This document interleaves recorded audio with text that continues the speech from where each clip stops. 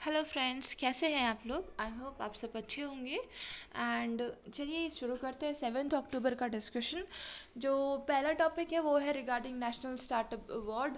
तो यहाँ पर हमें इस अवार्ड से रिलेटेड कुछ चीज़ें जो जाननी है वो ये है, सबसे पहले कि देता कौन है, नेक्स्ट इसको देने के पीछे ऑब्जेक्टिव क्या है, नेक्स्ट कि हम कितने पैरामीटर्स को कंसिडर कर रहे हैं इन अवार्ड्स को देते टाइम, नेक्स्ट कि कितने सेक्टर्स में दिए जा रहे हैं, नेक्स्ट कि कौन से अदर जो इम्पोर्टेंट इनिशिएटिव वो स्टार्ट किए थे इस नेशनल स्टार्टअप अवार्ड के साथ साथ। और ये जो इन्फॉर्मेशन दी गई है ये आप यूज कर सकते हैं अपने आंसर राइटिंग में या फिर अपने ऐसे राइटिंग में, ठीक है।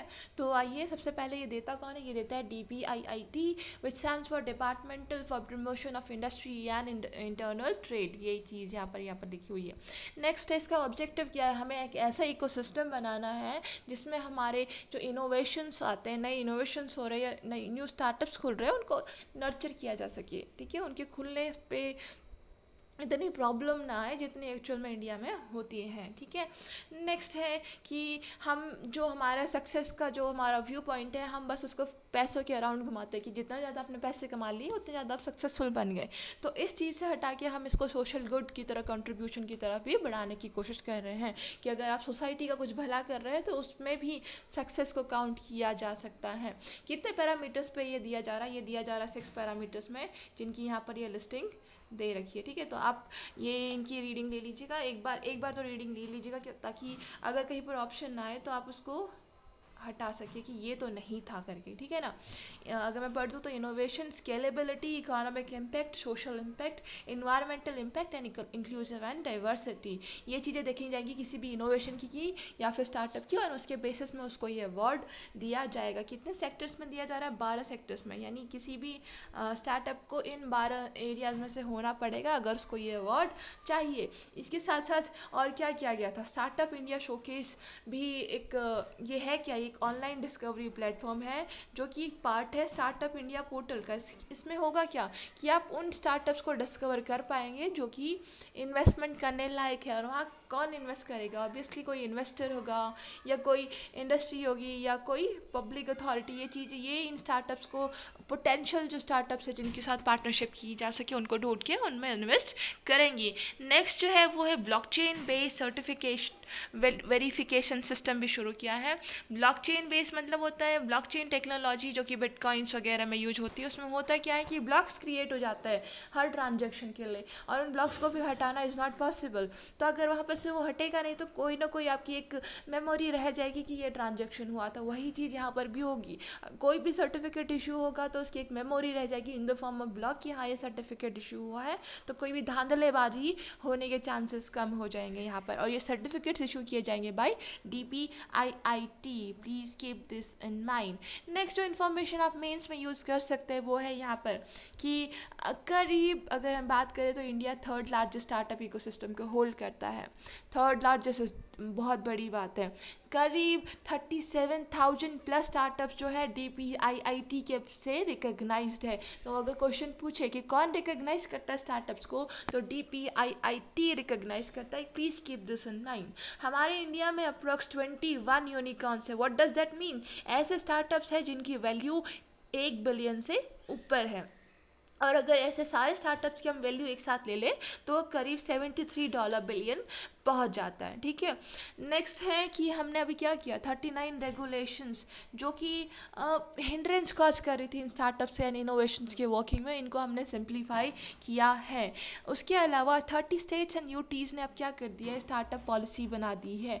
मतलब एक फ्रेमवर्क बना दिया जिसके बेसिस में अब काम होता है, हवा में चीज़ें नहीं हो रही है। नेक्स्ट है कि ऑलमोस्ट 43% स्टार्टअप्स ऐसे हैं जिनने वुमेन डायरेक्टर को, या एक से ज़्यादा वुमेन डायरेक्टर जिनका स्टार्टअप्स में काम कर रही है। हैंस वुमेन एम्पावरमेंट के कॉज को भी ये प्रमोट कर रहे हैं। और बात करें जॉब्स की तो ऑलमोस्ट हर स्टार्टअप 12 जॉब तो प्रोवाइड करता है। इन अ सिनेरियो, इस पेंडेमिक के चक्कर में जहाँ इतने लोग अनएम्प्लॉयड हो चुके हैं, वहाँ पर ये 12 जॉब पर स्टार्टअप इज़ वेरी वैल्यूएबल, बहुत इंपॉर्टेंट है। और लास्ट अगर बात करें तो इन्वेस्टमेंट की बात, 2014 से लेकर 2019 के बीच में करीब $50 बिलियन में इन्वेस्टमेंट आई थी इन स्टार्टअप्स में। ठीक है, आई जस्ट होप आपको ये टॉपिक क्लियर हुआ होगा। हम चलते हैं अपने नेक्स्ट टॉपिक पे। नेक्स्ट टॉपिक है रिगार्डिंग मीटिंग हुई है, ठीक है, मिनिस्ट्रियल मीटिंग, फॉरेन मिनिस्टर्स मिले थे किस किस कंट्री के, इंडिया के, ऑस्ट्रेलिया के, जापान के एंड यूएसए के। यहाँ पर जो इम्पोर्टेंट चीज़ हमें पता होनी चाहिए वो है what do you mean by quad. Quad क्या है? क्वाड एक ग्रुपिंग है इन चारों कंट्रीज़ की। आज की बात नहीं है, ये 2007 में बना था, ठीक है, 2007 से ये एग्जिस्टेंस में है। भले इसमें उतना काम नहीं हुआ, ठंडे बस्ते में था। 2007 में क्यों बना? 2004 की जो सुनामी आई थी उसके बाद ये बना था, ठीक है। तो उसकी इतनी इम्पोर्टेंस फील नहीं हुई तब, लेकिन अब इसकी सिग्निफिकेंस बहुत बढ़ चुकी है। ऐसा क्यों हुआ है ऐसा?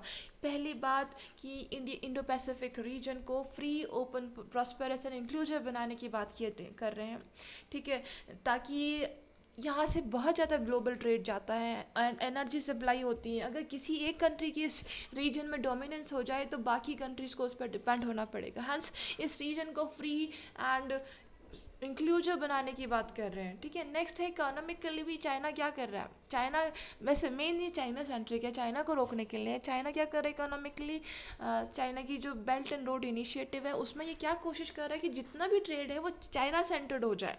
ऐसा होगा तो सोचिए अभी हमारी कितनी डिपेंडेंसी है चाइना में कि हम चाइना को ओपनली ब्लेम नहीं कर पाए इस पैंडेमिक के लिए। तो अगर इन फ्यूचर ये और बढ़ जाए तो भैया वो हमको खा जाएगा, हम उसको कुछ बोल भी नहीं पाएंगे। तो ये सीन को प्रिवेंट करना भी इसलिए भी ये क्वाड इम्पॉर्टेंट है। नेक्स्ट थिंग है कंटेनिंग चाइना। ये पॉइंट्स मतलब आपस में ही घूम रहे हैं, तो इसलिए भी ये इम्पॉर्टेंट है। इसके अलावा कुछ और पॉइंट्स में भी डिस्कशन किया गया था इस मीटिंग में। ये चीज़ें अब वेरी कॉमन है, आप कोई भी मीटिंग होगी वहाँ पर ये बातें ऑब्वियसली डिस्कस करी जाएंगी। वो पहली चीज़ है कि हम कैसे फाइनेंशियल प्रॉब्लम से डील करें जो कि इस पैंडेमिक की वजह से आ चुकी है। नेक्स्ट है कैसे हम बेस्ट प्रैक्टिसेस को शेयर करें ताकि हम कोविड-19 को कॉम्बैट कर सकें। नेक्स्ट है कि कैसे हम अपनी सप्लाई चेन्स को रेजिलिएंट बना सकें, वो सप्लाई चेन्स जो आज अभी मोस्टली कंसंट्रेटेड हैं इन चाइना। नेक्स्ट है हमें कैसे affordable vaccines, medicine and medical equipment बनाने हैं। And last but not the least free, open and inclusive Indo Pacific region को मेंटेन करना है। तो ये था नेक्स्ट टॉपिक। आते हैं हमारे नेक्स्ट टॉपिक में। नेक्स्ट टॉपिक है हमारा वो है रिगार्डिंग कि गवर्नमेंट ने अप्रूव कर रखा है 16 मोबाइल कंपनीज को under production linked incentive scheme, ठीक है। तो यहाँ पर जो इम्पोर्टेंट है हमारे लिए वो स्कीम है। ये स्कीम का क्या चीज़ है, किस चीज़ के लिए स्कीम लाई गई है। तो सबसे पहले ये किस लिए है, यहाँ पर हम पहले स्कीम के बारे में पढ़ लेते हैं। तो सबसे पहले तो जो भी मान लीजिए कोई कंपनी जो भी इसके अंदर अब रजिस्टर्ड होगी वो क्या करेगी, अगर उसके सेल्स में यानी कुछ चीज़ें बेच रही है उसमें अगर इंक्रीमेंट होंगे और बढ़ेंगे तो उसी के हिसाब से उनको इंसेंटिव मिलेगा। अभी इंसेंटिव रेंज करेगा बिटवीन 4% to 6%, ठीक है। मैं बात कर रही हूँ इलेक्ट्रॉनिक्स मैन्युफैक्चरिंग कंपनीज की। कोई भी इलेक्ट्रॉनिक आइटम या फ़ोन या कुछ और अगर कोई कंपनी बना रही है उसके सेल्स की मैं बात कर रही हूँ। ये जो स्कीम है वो है ministry of electronics and information technology के अंदर और यहाँ पर दी गई है। प्लीज़ ये इन्फॉर्मेशन याद रखना, ये बहुत इंपॉर्टेंट है। नेक्स्ट कौन सी कंपनी एलिजिबल होगी, वो कंपनी जो इंडियन है या फिर जिनकी कोई यूनिट इंडिया में रजिस्टर्ड है वही कंपनी इसके अंदर इंसेंटिव लेने के लिए एलिजिबल होंगी। टेन्योर 5 साल का जो शुरू होगा 2019 से 19-20 से। ये जो स्कीम है ये पार्ट है national policy on electronics and electronics 2019 की, ठीक है। 2019 में ये पॉलिसी बनाई थी, उसी के ये पार्ट है। इस पॉलिसी का इंटेंशन क्या है, ऑब्जेक्टिव क्या है इस पॉलिसी का, ये है कि इंडिया को एक ग्लोबल हब बनाना है हमने, ठीक है। किस चीज़ का, electronic system design and manufacturing का इंडिया को ग्लोबल हब बनाना है, इस पॉलिसी का एम है। अब जैसे ये तो नेशनल लेवल पे आपको इंसेंटिव दिया जा रहा है, बहुत सारे स्टेट्स भी है जो अपने स्टेट्स में किसी कंपनी को आने के लिए इंसेंटिव दे रहे हैं। वो नॉर्मल पैसों से पैसों से ज़्यादा दे रहे हैं। क्या दे रहे हैं, वो लैंड रिपेट्स दे रहे हैं, ठीक है, कैपिटल एंड पावर सब्सिडीज़ देने की बात कर रहे हैं, रीइंबर्समेंट दे रहे हैं वैट में और स्टैम्प ड्यूटीज़, मतलब जो भी आप वो पे करेंगे उसको उतना कुछ % वापस कर देंगे। ये सब क्यों हो रहा है, ताकि हमारे वहाँ इनका जो प्रोडक्शन है वो इंक्रीज हो और इंडिया ग्लोबल हब बन के उभरे। ये जो है ये डाटा है थोड़ा सा है कि इतनी मार्केट की वैल्यू हो जाएगी। इसमें आपको क्या चीज़ ध्यान देनी कि आप थोड़ा सा ना अरीब करीब की वैल्यू याद रखें, कि कल के दिन ये ना बोले किसी क्वेश्चन की 10.5 बिलियन बात करें, हम बिलियन की बात नहीं करें, हम ट्रिलियन पे बात करें, तो आप बिलियन कैसे पहुंच सकते हो, वो तो वैल्यू गलत हो जाएगी ना। तो किसी यूपीएससी के जो क्वेश्चंस होते हैं मोस्टली उसमें फैक्ट गलत होते हैं, मोस्टली गलत होते हैं, 100% नहीं होते हैं। तो फैक्ट के अराउंड की जो वैल्यू है, अगर कोई चीज़ 400 बिलियन का है और उसको 4 लाख बिलियन बोल रहे हैं, तो ये कॉन्टेक्स्ट समझिए कितनी वैल्यू चेंज कर रहा है। तो इतना कॉमन सेंस हम पे होना चाहिए। तो आप डाटा मत याद कीजिए, उसका कॉन्टेक्स्ट समझिए कि कितने बड़े स्केल में वो बात कर रहा है, ठीक है। तो ये जो है ये इम्पॉर्टेंट है। ये मतलब ये लिख सकते हैं कि 2 lakh direct employment opportunities provide करेगा ये form in the next 5 years, क्योंकि एम्प्लॉयमेंट बहुत इंपॉर्टेंट है। अभी बहुत बहुत लोग अनएम्प्लॉयड हो चुके हैं, ठीक है। नेक्स्ट जो टॉपिक है उस पर आते हैं।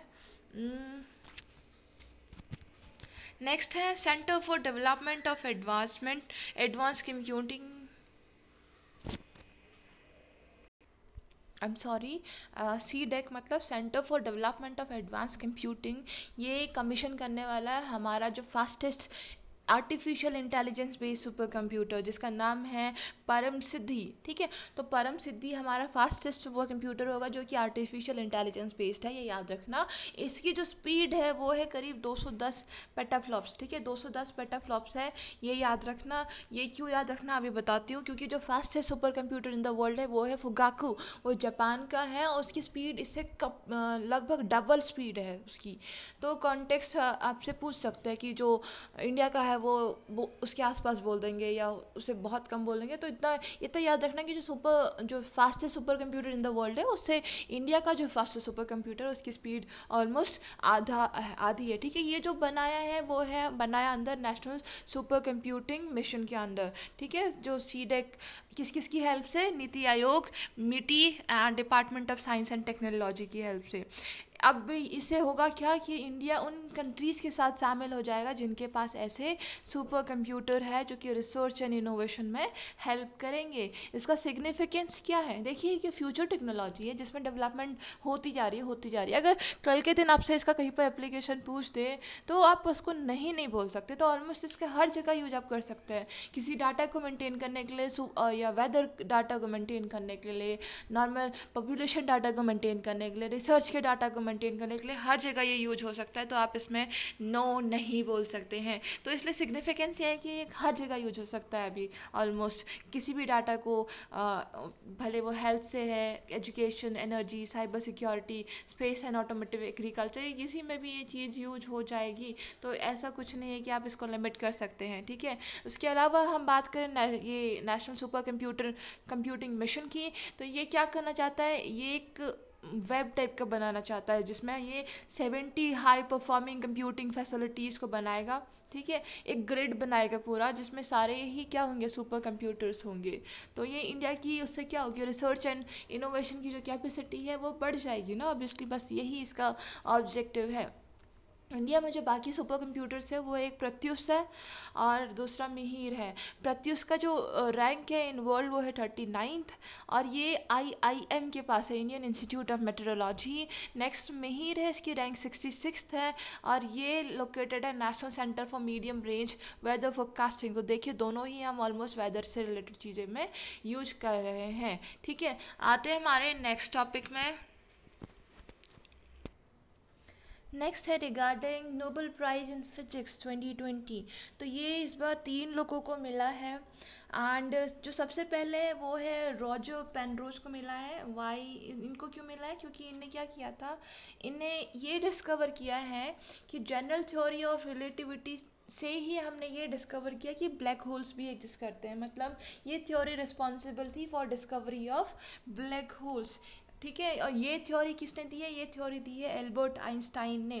तो इन्हें मैथमेटिकल प्रूफ से ये बताया है, दिखाया है कि हाँ, जनरल थ्योरी ऑफ रिलेटिविटी से ही हमने चल के आगे ब्लैक होल्स को भी डिस्कवर किया है, ठीक है। नेक्स्ट जो यहाँ पर जिन दो को मिला वो है एंड्रिया गेज एंड रेनहार्ड गेंजर। इनने क्या किया, इन्हें मिल्की वे के एकदम सेंटर में एक ब्लैक होल को डिस्कवर किया है, ठीक है, जिसका नाम है सेजिटेरियस ए। अब इसकी इनने बस डिस्कवर ही नहीं किया बल्कि एक फ़ोटो भी ली थी इसकी, जिसको लिया था under event horizon telescope project, ठीक है। तो इसलिए इन दोनों को भी क्या मिला है, नोबेल प्राइज इन फिजिक्स मिला है। अब थोड़ी सी डेफिनेशंस पे आ जाते हैं। सबसे पहले ब्लैक होल वो पॉइंट है, वो एरिया है जिसकी डेंसिटी इतनी हाई है, जिसका वॉल्यूम इतना लो है, जिसके मास इतना ज़्यादा है कि उसका इतना स्ट्रॉन्ग ग्रेविटेशनल पुल है कि वहाँ से इवन लाइट आप स्केप नहीं कर सकती। स्केप मतलब वहाँ से बच के बाहर नहीं आ सकती है। उस पॉइंट को हम ब्लैक होल बोलते हैं, मतलब इनफाइनाइट डेंसिटी वाला रीजन है वो, ठीक है। नेक्स्ट इवेंट होराइजन, ये वो पॉइंट है, मान लीजिए हम यहाँ पर एग्जिस्ट कर रहे हैं ना, अर्थ घूम रही है सन के अराउंड, तो इतनी स्ट्रॉन्ग इसकी ग्रेविटी अगर होती तो अर्थ को भी उसी के पास चले जाना था। तो ऐसा नहीं होता है, एक पॉइंट के बाद जो है चीज़ें इससे बच नहीं सकती है। मतलब अगर मान लीजिए ये ब्लैक होल है और ये मैं इवेंट होराइजन बोल रही हूँ इस बार की लाइन को, तो यहाँ पर अगर कोई ऑब्जेक्ट है तो वो इसकी ग्रेविटी उतना अफेक्टिव नहीं होगी, लेकिन ये पॉइंट जैसे इसके अंदर आ जाएगा तो अब इससे बाहर ये नहीं जा सकता। तो ये जो इसका रीजन है ना, इसी को क्या बोलते हैं, इवेंट होराइजन बोलते हैं, ठीक है। ये अगर इसका दूसरा नाम है क्या है, पॉइंट ऑफ नो रिटर्न, मतलब यहाँ से पीछे आप वापस अब नहीं आ सकते हैं। नेक्स्ट है इवेंट होराइजन टेलीस्कोप प्रोजेक्ट, जिसके थ्रू अभी फोटो ली गई थी जो उस ब्लैक होल की सेजिटेरियस ए की। ये एक कंट्री का कोलेबोरेशन नहीं है, इंटरनेशनल कोलेबोरेशन हुआ है, इसमें बहुत सारी कंट्रीज ने मिलकर किए हैं और करीब 8 रेडियो टेलीस्कोप्स को यूज किया था, जो कि अलग अलग जगह पे पोजिशन थी इन द वर्ल्ड। और जिसमें हमने कौन सी वेव्स यूज करी, हमने यूज करी कि रेडियो वेव्स। तो रेडियो वेव्स से हम क्या करते हैं, हम जो स्पेस की रेडियो वेव्स है उनको डिटेक्ट करते हैं इन टेलीस्कोप से, इन रेडियो टेलीस्कोप से, ठीक है। तो ये था थोड़ा सा यहाँ पर। बाकी अब सिंगुलैरिटी क्या है, सिंगुलैरिटी इस ब्लैक होल का सेंटर को बोलते हैं, जहाँ पर इनफाइनाइट डेंसिटी, एकदम सेंटर को हम बोलेंगे सिंगुलैरिटी का कॉन्सेप्ट, ठीक है। तो सिंगुलैरिटी याद रखना, आपसे ये टर्म पूछ जा सकता है कि what do mean by singularity. Event horizon मैंने आपको एक्सप्लेन कर दिया।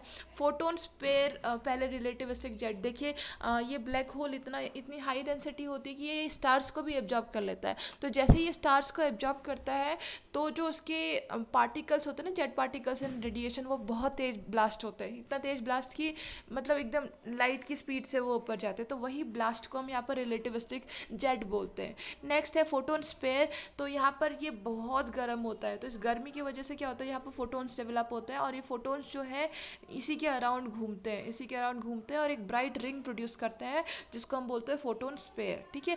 एक रीसेंट डिस्क क्या, ये गर्म हवाओं का एकदम डिस्क बन जाता है ब्लैक होल के अराउंड, ठीक है, जो घूमती रहती है और इलेक्ट्रोमैग्नेटिक रेज या रेडिएशन, एक्स रेज आप बोल सकते हैं, जिनको वो प्रोड्यूस करती है। तो ये थे सर्टेन कॉन्सेप्ट, सर्टेन डेफिनेशन जो आपको पता होनी चाहिए। स्पेस एक बहुत इंपॉर्टेंट टॉपिक बन चुका है और तो स्पेस से रिलेटेड अगर कोई छोटी मोटी डेफिनेशन है तो please keep that in your mind, ठीक है।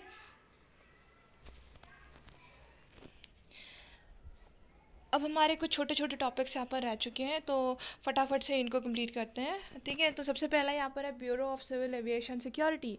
तो ये जो है ये क्या है, ये एक रेगुलेटरी अथॉरिटी है, ठीक है।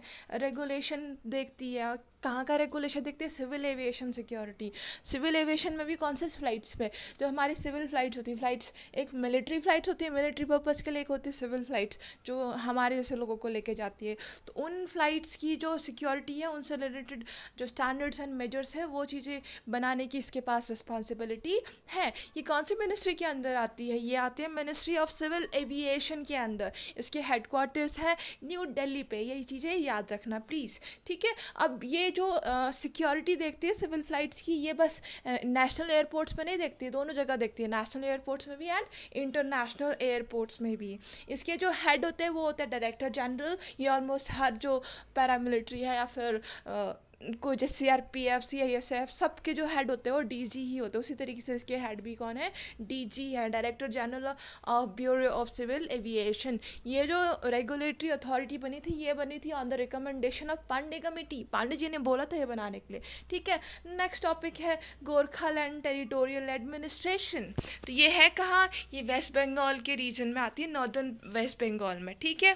और ये क्या है, वेस्ट बंगाल में भी किसी स्पेसिफिक रीजन की अगर हम बात करें तो वो है दार्जिलिंग एंड कलिम्पोंग एरियाज, ठीक है। तो जैसे हम यहाँ पर बोल रहे, ये क्या है, ऑटोनोमस डिस्ट्रिक्ट काउंसिल है।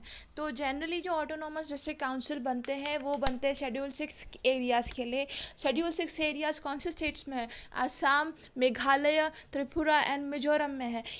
उनसे जो ऑटोनोमस डिस्ट्रिक्ट काउंसिल है वहाँ पर बस 30 मेंबर होते हैं, 30 मेंबर्स, जिसमें से 26 सिलेक्ट होके आते हैं और बाकी 4 नॉमिनेट होते हैं। लेकिन ये जो ऑटोनोमस डिस्ट्रिक्ट काउंसिल है ये बना था वेस्ट बंगाल असेंबली के एक्ट से, ठीक है। ये तब बना था जब memorandum of understanding agreement sign हुआ था between government of India, government of west Bengal and Gorkha Janmukti Morcha. और कब, 2011 में। ये डेट याद रखना, बहुत पुराना बोलेंगे तो नहीं, ये बहुत पुराना नहीं है, 2011 का ही बना हुआ है, ठीक है। इसमें कितने मेंबर्स है, इसमें है 50 members, please keep in mind. बाकी जो ऑटोनोमस डिस्ट्रिक्ट काउंसिल्स है वहाँ पर 30 ही मेंबर्स होता है, इसमें कितने मेंबर्स है, 50 मेंबर्स है। लेकिन बात वही है, जैसे वहाँ पर 26:4 का रेशियो, यहाँ पर 45 एंड 5 का रेशियो है। 45 मेंबर्स सिलेक्ट होके आएंगे एंड 5 मेंबर्स जो बाकी बच गए वो क्या होंगे, नॉमिनेट होंगे, ठीक है। नेक्स्ट जो हमारा टॉपिक है वो है कि एक MOU साइन हुआ है बिटवीन ISLRTC और NCERT के बीच में। NCERT तो आप सभी जानते हैं, ये ISLRTC क्या है, इसका फुल फॉर्म है Indian sign language research and training centre. ये एक ऑटोनॉमस नेशनल इंस्टीट्यूट है जो कि department of empowerment of person with disabilities के अंदर आता है, ठीक है। ऑटोनॉमस है, प्लीज ये याद रखना। और इसका काम क्या है कि हम ये डेवलप करना चाहता है मैन पावर जो कि पॉपुलराइज कर सके किसके यूज को, इंडियन साइन लैंग्वेज को यूज को। मैन पावर मतलब ऐसे लोग डेवलप करना चाहता है, ऐसे लोगों को ट्रेनिंग देना चाहता है या किसी भी तरीके से उनको डेवलप करना चाहता है जो कि इंडियन साइन लैंग्वेज को पॉपुलराइज कर सके। नेक्स्ट NCERT तो आप जानते हैं ये मिनिस्ट्री ऑफ एजुकेशन के अंदर आती है और इसको क्या रिस्पॉन्सिबिलिटी दी है कि ये क्वालिटेटिव एजुकेशन को इंश्योर करा सके इंडिया में। इन दोनों के बीच में MOU साइन हुआ। तो सोचिए क्या होगा, NCERT बुक्स बनाता है और वो साइन लैंग्वेज के बारे में बात कर रहा है। तो हाँ, तो फर्स्ट क्लास से लेके 11th क्लास की जो बुक्स हैं NCERT को, उनको कन्वर्ट करने की बात कर रहा है इंडियन साइन लैंग्वेज में, और वो भी डिजिटल फॉर्मेट में, ठीक है। तो इसलिए MOU साइन हुआ है बिटवीन दीज बोथ। नेक्स्ट है आर्टिफिशियल राइपनिंग ऑफ फ्रूट्स। आपने सब जगह देखा होगा, जैसे आम होते हैं वो उनको पेड़ों में नहीं पकने देते हैं, पपीता, ये सारे फ्रूट्स हैं जिनको तोड़ के रख देते हैं एंड फिर उसमें कुछ केमिकल डाल के उनको पकाते हैं। तो यहाँ पर बहुत चीज़ें यूज होती हैं। जो जिस केमिकल की हम यहाँ पर बात कर रहे हैं वो है कैल्शियम कार्बाइड। तो अभी ये कॉन्टेक्स्ट क्या है कि इस केमिकल के यूज को बैन कर दिया कि आप इस केमिकल को यूज करके आप फ्रूट्स को नहीं पकाएंगे। इससे होता क्या है कि उनमें थोड़ा आर्सेनिक एंड फॉस्फोरस का ट्रेस रह जाता है जो कि हमारे लिए टॉक्सिक है। तो आप ऐसे फ्रूट्स को खाएंगे जो कि इनकी हेल्प से अगर पके हैं तो फिर कोई फ़ायदा नहीं है ऐसे फ्रूट्स को खाने का। लेकिन हाँ, आप वहाँ पर ये जो गैस है इथाइलिन गैस, उनको यूज कर सकते हैं आप फ्रूट्स को पकाने के लिए, लेकिन ये चीज़ आप नहीं यूज कर सकते कैल्शियम कार्बाइड, ठीक है। इथाइलिन जो है वो सेफ और अल्टरनेटिव है और इसकी हेल्प से भी क्या होता है, फ्रूट्स को नेचुरली पकाया जा सकता है, ठीक है।